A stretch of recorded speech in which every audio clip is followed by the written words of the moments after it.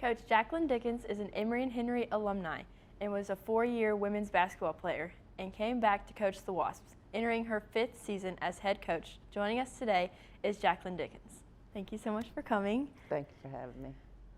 So this year has been 9-14 overall, and you seem to love this team. Can you tell me what makes this team so special? Yeah, I think for coaches to have a team that you can just feel comfortable around and be yourself and enjoy, walking in the gym every day with them, riding a bus with them, that's huge.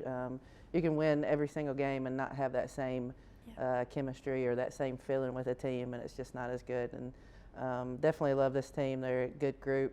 Super proud of all the things that they do. The record isn't great, but it doesn't show for sure the type of people they are and what they're able to do on that court. Just there's been a few ups and downs as far as injury and different things, but I think they've come a long way and really done a great job this year. So speaking of injuries, this season has come with its challenges, and losing Bree Arbor after a great start to the season, being the leading scorer and breaking the school record. How did that change the approach? Yeah, I think we've always kind of been where we don't want to just always get the ball to the same person all the time. So we have other players that can step in and in that role and be a threat as well. So I think we have the depth.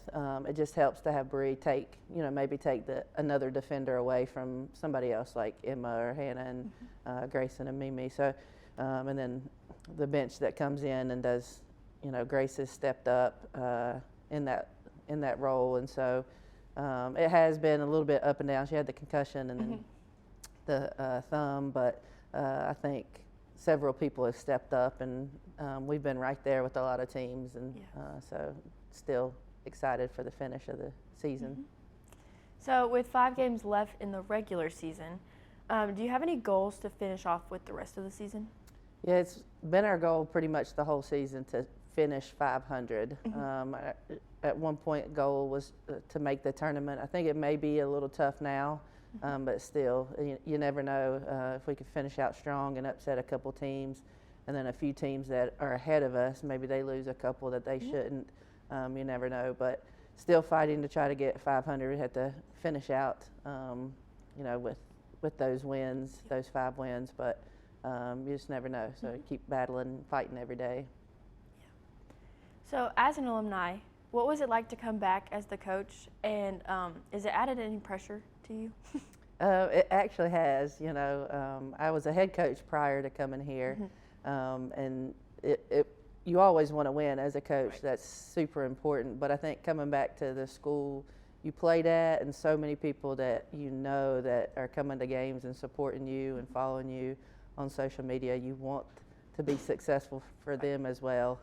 So yeah. But being back here is my absolute dream.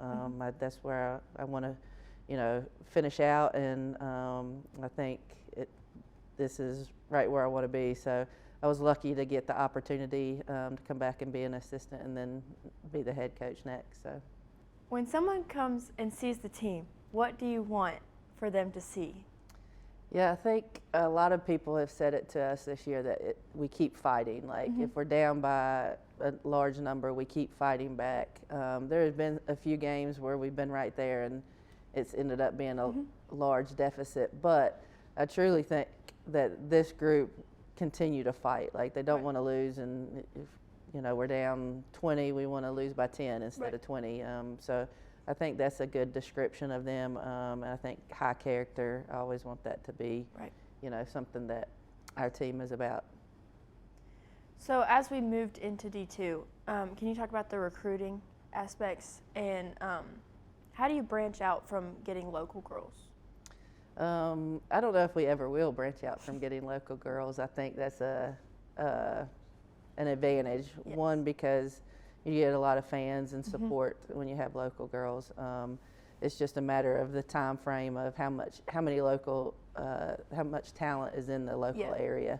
But I think even when we were D3, we were super successful, and with those local girls, and some of them were recruited by Division II. So to continue to try to get kids that can make us better and take us to the successful level at D2. But I love the 2-hour radius, whether it be like, Knoxville, Roanoke, Winston. We got a lot in Boone, Winston, Asheville area. I think within 2 hours is really realistic. I think getting more in Virginia, like Northern Virginia, we got to do that as well. But we have several that's outside of that 2-hour radius, but for the most part, they're and I think it's easier to recruit.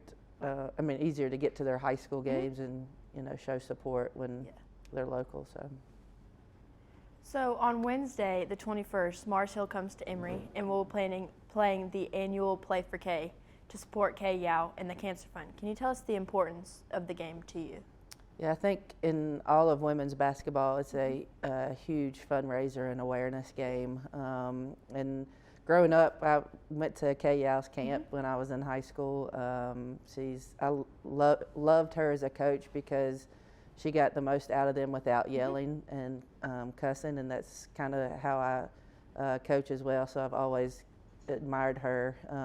And then, she made an impact on a lot of people. So I think that's why it's so important to women's basketball for Play for K game to raise awareness and raise money for others. And most everybody has been impacted in their life. Someone in their life has had breast cancer, and so it's important to have that support and show support.